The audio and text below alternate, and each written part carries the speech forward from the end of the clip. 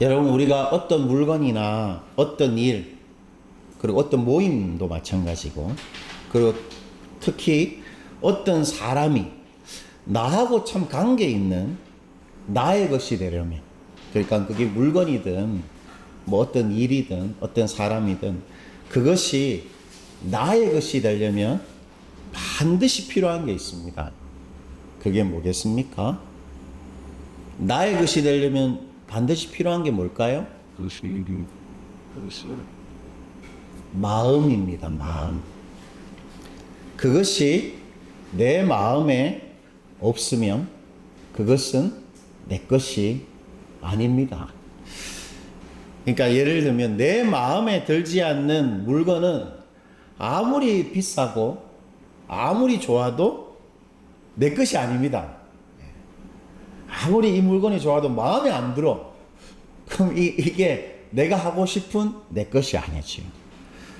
내가 어떤 일을 하는데 그 일을 내 마음 다해 기쁘게 그 일을 하지 못한다면 그 일은 내가 정말 하고 싶은 나의 일이 아닙니다.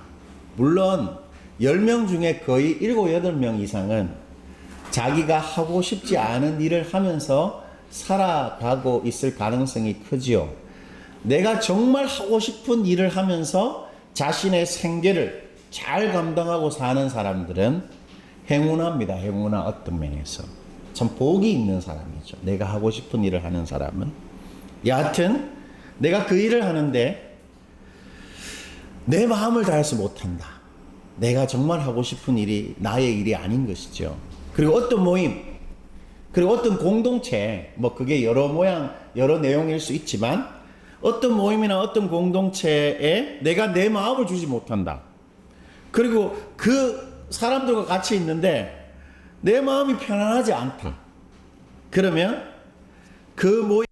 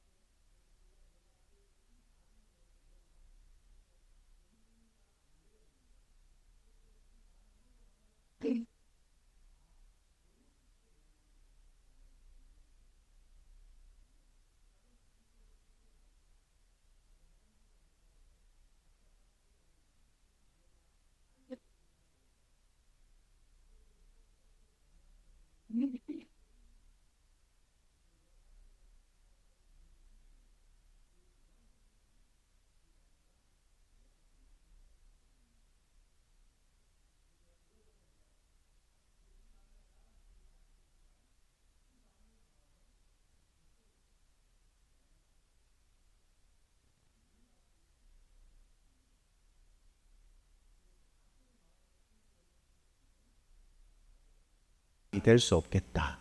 분명히 이렇게 알게 됐어요. 나한테 마음을 주지 않는 이 자매는 나의 사람이 될 수 없다. 딱 생각하니까 너무도 마음이 후련하게 그 자매한테서 정리가 됐습니다. 이처럼 그것이 나의 마음이 있어야 정말 나와 관계 있는 진짜 나의 것이 됩니다. 이러한 이치는 우리가 하나님의 말씀을 읽고 들을 때도 그대로 적용됩니다. 말씀 읽을 때도 그대로 적용됩니다. 무슨 말이냐면 내 마음에 와닿지 않는 하나님의 말씀은 사실 내게 아닙니다. 우리가 너무 많이 말씀을 듣고 읽기도 하고 하지만 그 하나님의 말씀이 내 마음에 와닿아서 내 마음에 있지 않으면 그건 나의 것이 아닙니다.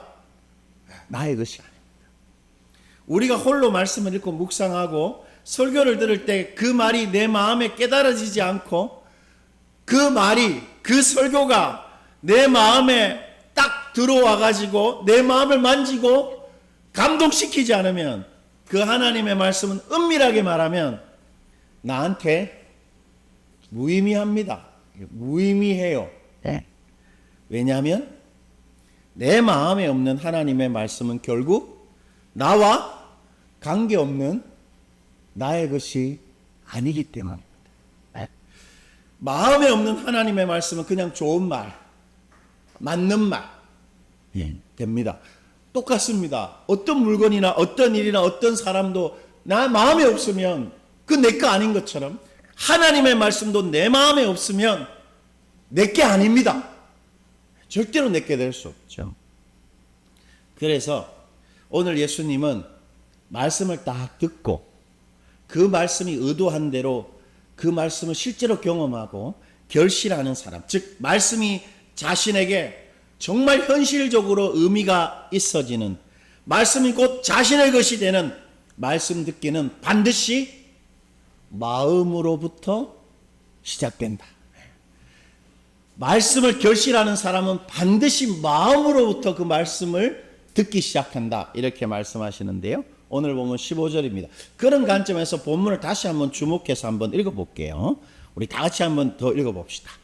좋은 땅에 있다는 것은 착하고 좋은 마음으로 말씀을 듣고 지키어 인내로 결실하는 자니라.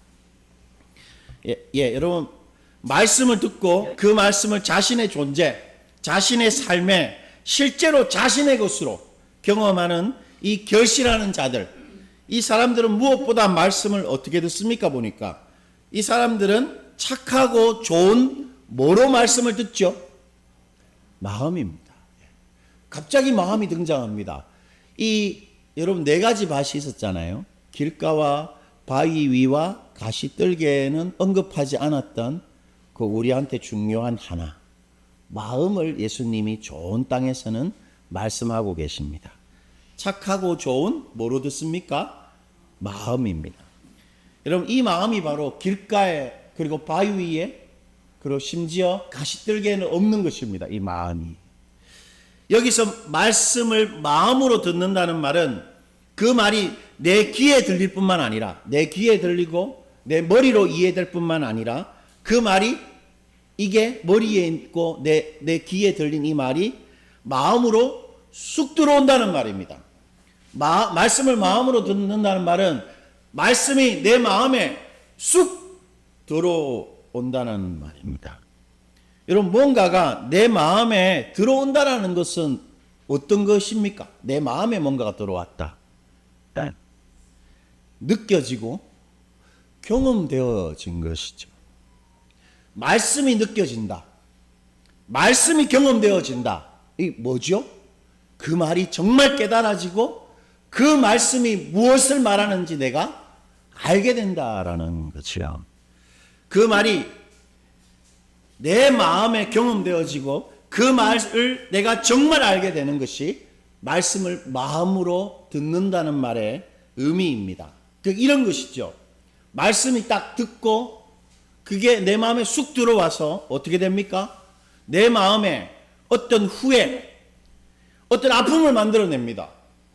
말씀이.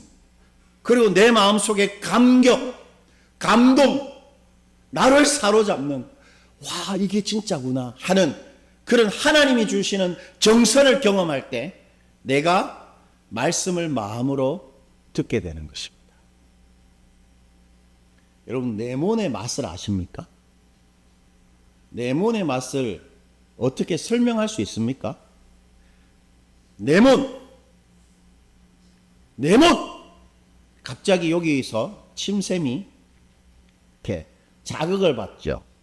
레몬이 내 입에 들어왔다.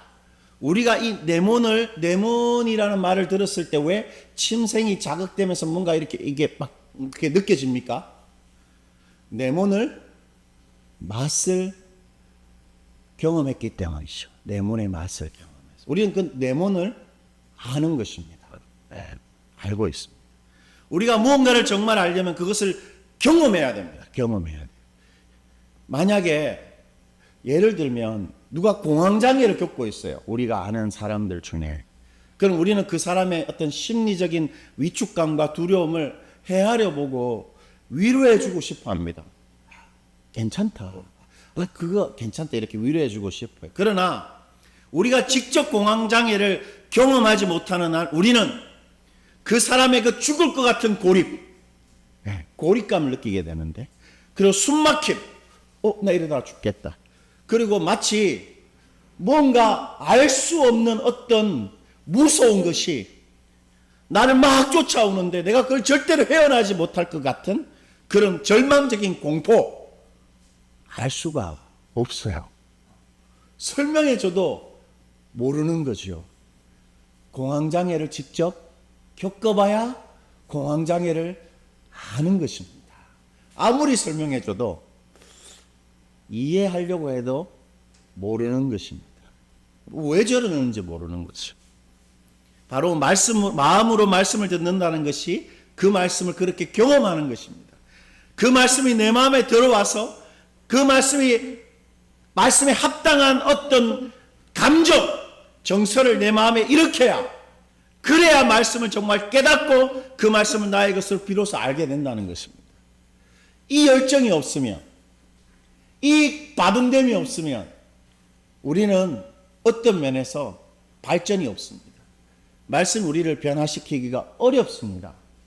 말씀을 듣고 사로잡혀 본 경험이 없다. 말씀을 듣고 정말 뭔가 무너져 버리고, 말씀을 듣고 너무 이렇게 감격하고 하나님께 사로잡히는 경험이 별로 없다. 말씀을 마음으로 들은 적이 없는 것이죠. 그럼 대부분 가시떨기처럼 결실하지 못하는 상태로 늘 말씀 듣다가 우리는 살아갈지도 모릅니다. 열정이 필요합니다. 욕심이 있어야 됩니다. 마음으로 들어야 된다. 왜 오늘 설교에 내 마음이 아무런 감동이 없을까? 왜 목사님은 내 마음에 감동을 주는 설교를 하지 못할까? 왜 나는 큐티를 하는데 내 마음에 아무런 느낌이 없을까? 아파해야 합니다. 이상하게 생각해야 됩니다. 왜냐하면 예수님이 좋은 땅을 마음으로 듣는다고 하셨으니까요. 말씀을 마음으로 듣는 것은 경험하는 것입니다. 경험하게 되면 레몬의 맛처럼 내 몸이 자극을 받고 반응하게 되는 거지요. 반드시 감격, 정서가 있어야 됩니다. 자, 그렇다면 말씀을 그저 귀에만 들리지 않고 그 말씀이 내 마음에 쑥 들어와 가지고 내 마음에 그 말씀이 경험되어지게 하려면 우리 어떻게 해야 됩니까? 어떻게 해야 되죠? 내가 예배 전에 그 좋은 찬양들을 찬양하는데 내 마음에 아무런 감동이 없는 거예요. 막 애를 써도 따라 부르고 크게 해도 그 가사가 예수님이 막 우리를 위해서 죽고 이 땅에 오시고 막 이런 내용인데도 내 마음에 아무런 느낌이 없는 것입니다. 그러니까 어떤 느낌이었냐면 내 머리는 다 이해하고 참 좋은 말인 걸 내가 입으로 말하지만 이 마음에 마치 뭔가 차단되어 있는 느낌, 마음이 완전히 닫혀있는 느낌, 이런 느낌이 들었어요. 그래서 기도했습니다. 주님, 제 마음을 열어주십시오. 제가 아무리 애를 써도 이게 안 열리는데 열어주십시오. 이렇게 했습니다. 여러분, 어떻게 하면 말씀이 마음에 쑥 들어올까요? 어떻게 하면 우리가 들은 말씀에 감격할 수 있을까요? 예수님이 우리한테 오늘 가르쳐 주시고 있습니다. 그것을. 다시 15절입니다. 우리 예수님이 어떻게 가르쳐 주시는지 한번 주목하면서 죄송합니다만 한 번만 더 읽어볼게요. 좋은 땅에 있다는 것은 착하고 좋은 마음으로 말씀을 듣고 지키어 인내로 결실하는 자니라. 여러분, 결실하는 자는 마음으로 말씀을 듣죠. 마음으로 듣습니다. 일단. 그런데 어떤 마음입니까? 그 마음이 어떤 마음이죠? 착하고 좋은 마음. 이것입니다. 우리가 착하고 좋은 마음이 없어서 말씀을 경험하지 못하는 것입니다. 내가 예배 전에 찬양 부를 때 왜 그 가사에 내 마음이 감동하지 못하냐면 내가 착하고 좋은 마음이 아니기 때문인 것입니다. 여러분, 하나님의 말씀을 듣고 그 말이 내 마음에 쏙 들어오려면 그 듣는 사람이 하나님의 말씀 앞에 어떤 사람이어야 한다고 예수님 말하는 겁니까? 착하고 좋은 사람이어야 한다. 우리가 착하고 좋은 사람이어야 말씀이 마음에 쑥 들어와서 경험되어진다는 것입니다. 즉 하나님 앞에 착하고 좋은 사람이 말씀을 반드시 마음으로 들을 수 있는 거죠. 자, 그렇다면 우리 어떻습니까? 우리 진욱 형제 좀 착한가요? 좋은 사람 맞습니까? 네? 마니 형제 우리 좋은 사람 맞나요? 내가 착한가? 좋은 사람인가?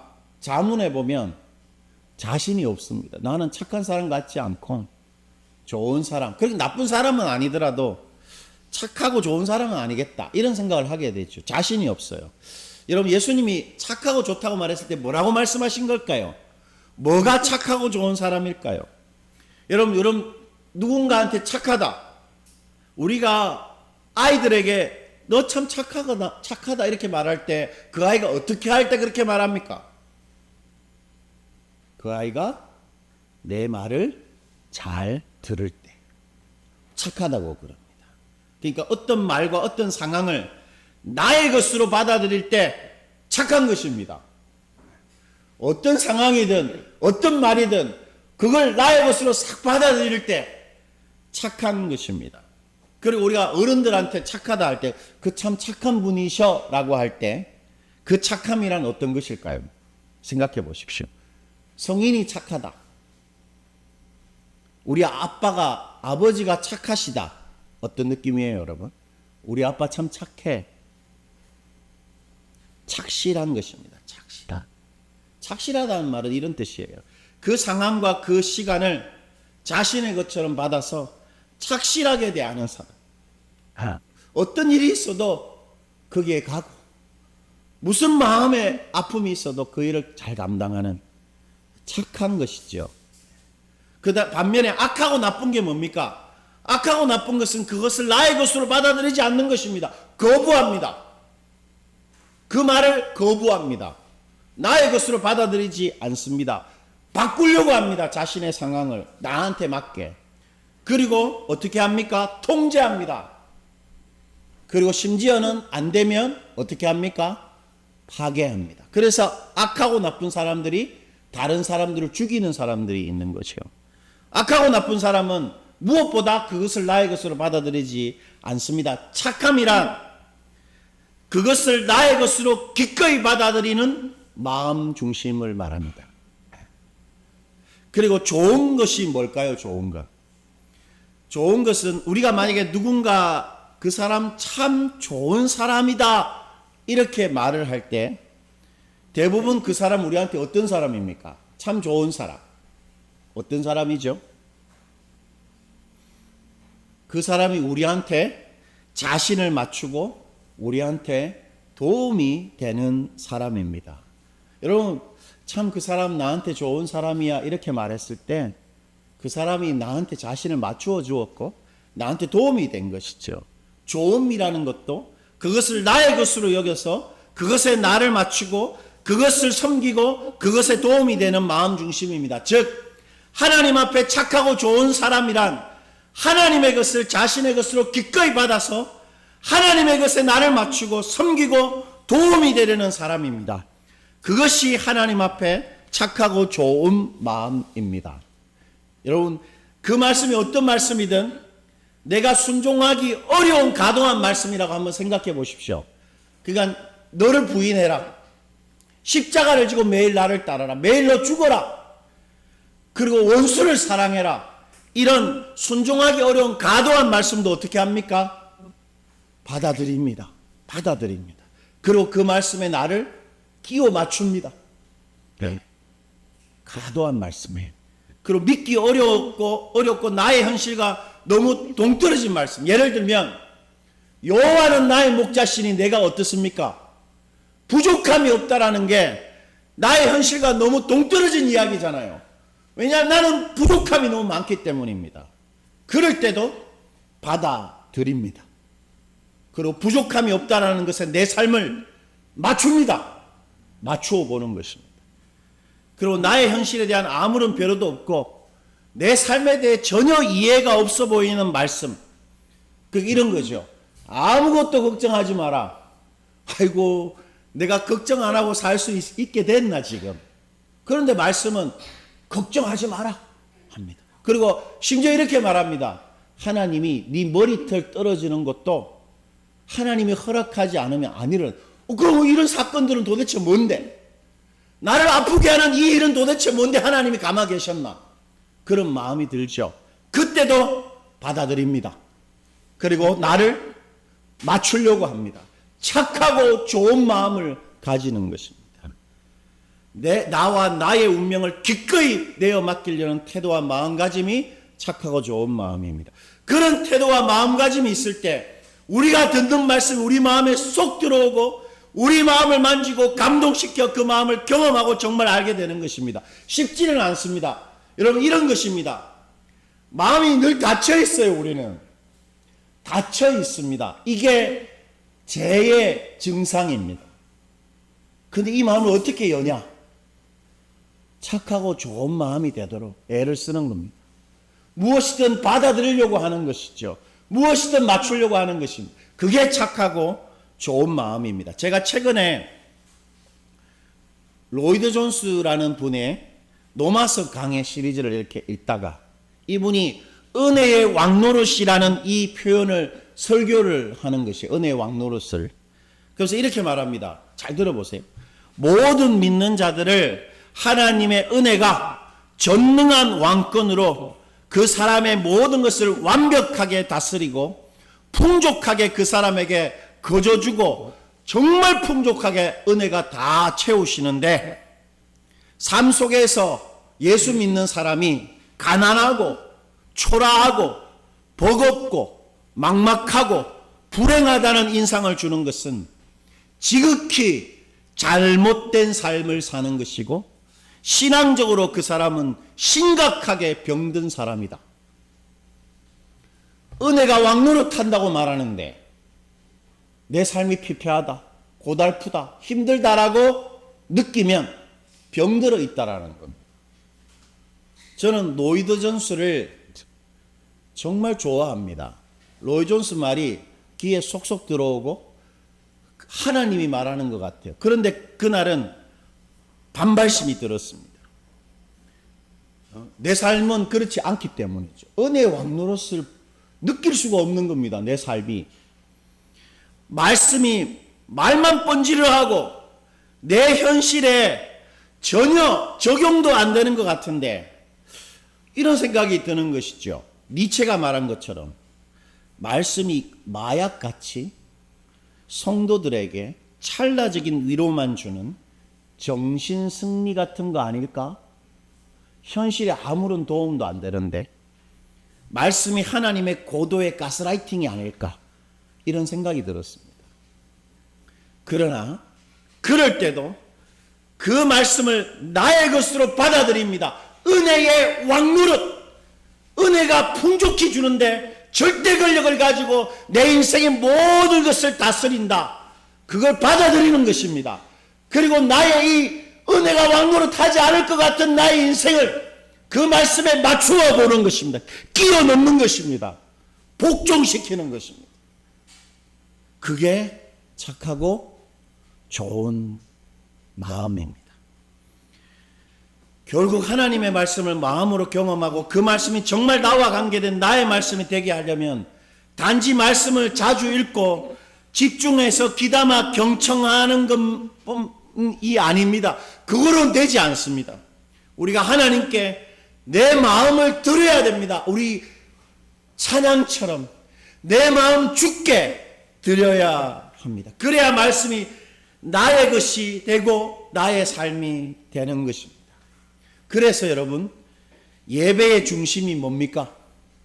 예배가 1시간이면 우리 예배의 거의 70%는 뭐 하면서 예배 드립니까? 말씀이죠. 예배는 곧 말씀입니다.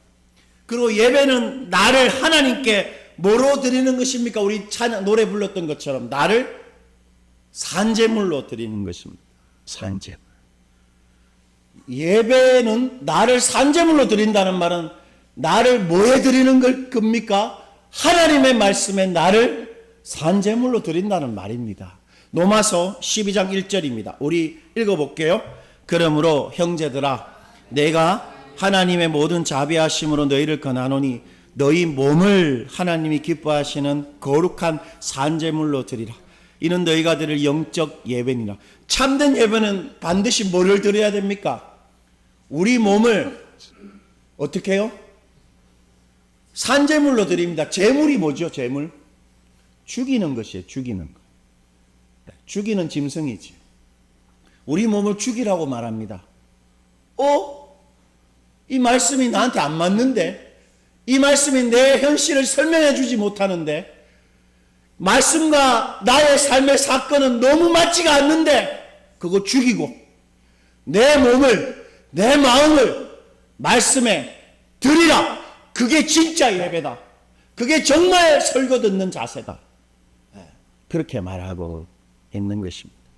하나님의 말씀을 우리가 나에게 실제로 의미 있는 살아있는 말씀으로 경험하기 위해서 반드시 이 마음을 드려야 합니다. 나의 마음을 하나님께 드리는 착하고 좋은 마음이 있어야 말씀이 내 마음에 쑥 들어오는 것입니다. 말씀을 맺을게요. 여러분 구약성경의 열왕기하, 우리가 열왕기하를 지금 묵상하고 있잖아요. 조만간 우리가 이렇게 만나게 될 사람인데 유명한 나병 환자가 나오죠. 열왕기하에. 누굽니까? 진욱이 누구지? 열왕기하에 유명한 나병 환자. 반드시 나병을 낫는 사람. 나만. 아람 장관 나만이 나옵니다. 이 사람은 아람의 군대 장관인데 이 사람이 병이 있었어요. 정말 이게 그 아버지 때로부터 이 최고의 권력자였고 싸움에 능통한 위대한 용사였지만 나병을 앓고 있었습니다. 여러분 나병 환자 본 적이 있습니까? 나병 환자? 저는 그 옛날에 그 저희 삼촌이 사료 장사를 하셨는데 시골에서 그 방학 때마다 그 시골에 내려가면 삼촌이 일을 도와줬어요. 근데 이 삼촌이 일주일마다 한 번씩 어디를 꼭 방문하냐면 나병 환자들이 있는 곳을 방문합니다. 그분들도 이렇게 농사를 지으니까 가축을. 그래서 사료를 배달하는 거예요. 그런데 사료를 배달하는데 이분들이 너무 정이 많아. 정이 많은 사람은 뭘 합니까? 일하러 오는 자기 집에 누가 일을 하면 물도 주고 자기들이 먹는 걸 주잖아요. 근데 손가락이 5개가 없어요, 할머니가. 근데 이렇게 딱 감을 잡아서 나한테 주는 거예요. 그 우리 삼촌은 맛있게 먹습니다. 근데 저는 받아서 안 먹으면 얼마나 큰 신뢰예요. 먹었는데 이 나병이 나한테 옵는다는 생각 때문에 막 미치겠는 거예요. 이렇게 하루 종일. 근데 삼촌이 뭐라 그러냐면 이 나병은 절대로 안 없는 나병이다. 전염성이 전혀 없는 나병인 거예요. 그러니까 나병이 걸린 상태로 군대 장관을 한 이유는 몸은 자꾸 떨어져 나가고 썩어져 나가는데 얼굴에 막 생기는데 이게 다른 사람한테 전염이 안 되기 때문이었죠. 전염이 안 되는 것입니다. 그래도 얼마나 힘들었겠어요. 고치고 싶었는데 고칠 수가 없는 거예요. 현대에도 고칠 수가 없잖아요. 불치병이니까. 그런데 나아만은 자신의 나병을 단 한순간에 깨끗하게 치료합니다. 우리가 아는 것처럼. 여러분, 그런데 나아만이 자신의 나병을 낫게 한 것은 다름이 아니라 말씀에 자신의 목숨을 드린 한 어린 여자아이 때문입니다. 나아만이 나병을 고친 것은 바로 열왕기하 5장 2절과 3절인데 여러분 한번 보세요. 제가 한번 읽어볼게요. 전에 아람 사람이 떼를 지어 나가서 이스라엘 땅에서 어린 소녀 하나를 사로잡음에 그가 나아만의 아내에게 수종들더니 그의 여주인에게 이르되 우리 주인이 사마리아에 계시 선지자 앞에 계셨으면 좋겠나이다. 그가 그의 나병을 고치리이다 하는지라. 이 말을 듣고 나아만이 이스라엘 땅에 찾아가서 엘리야를 만납니다. 이 여자아이가 말한 노예인 여자아이가 말한 그 유명한 선지자가 바로 엘리야입니다. 엘리야. 여러분, 이 소녀에게는 엘리야에게는 하나님의 말씀이 있고 그 말씀은 능치 못함이 없다라는 믿음이 있었던 것입니다. 이 여자아이의 마음속에. 그런데 이 소녀의 믿음은 당신은 어떤 단순한 확신이 아닙니다. 아주 순수한 확신이 아니에요.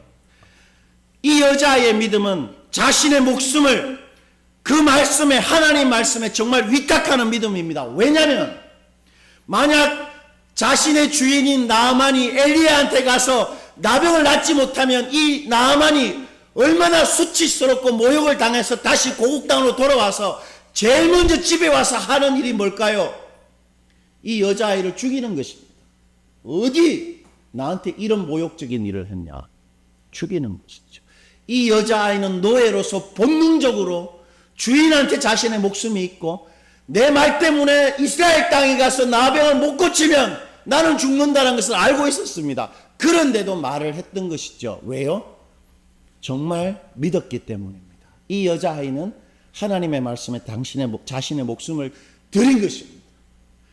여러분, 이처럼 하나님의 말씀에 자신의 마음, 자신의 삶을 줄 수 있는 사람은 반드시 나병이 고쳐지는 그 말씀에 전능한 힘을 자신의 삶 속에서 실제로 경험하게 되는 것입니다.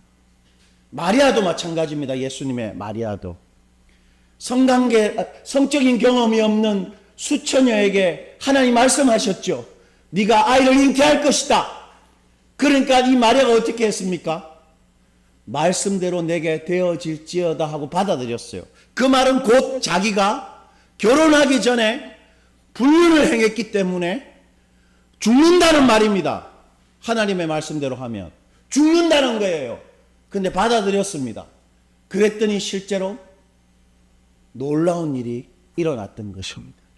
받아들이면 하나님의 말씀을 경험하게 되는 것입니다. 오늘 예수님 우리에게 다른 것이 아니라 우리 마음을 하나님한테 말씀해 드리라고 하십니다. 그것이 우리를 위해 십자가 위에서 당신의 몸과 마음을 전부 주신 예수님에 대한 우리의 사랑이다. 그렇게 말하시는 것입니다.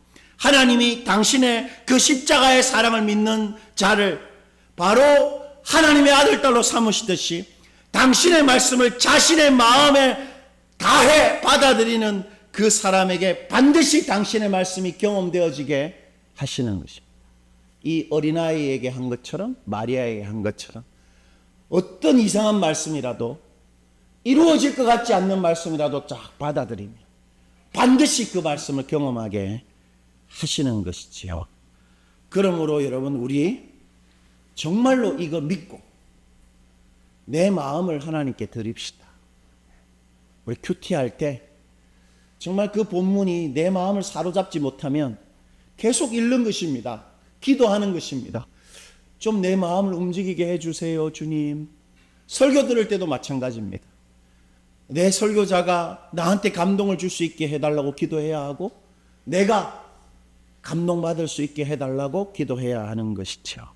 우리 정말 그것 믿고 말씀이 내 마음을 만지고 말씀이 나의 삶이 되는 그런 복된 일이 일어나도록 우리 하나님을 늘 기대하면서 말씀 앞에서 다들 살아가십시다.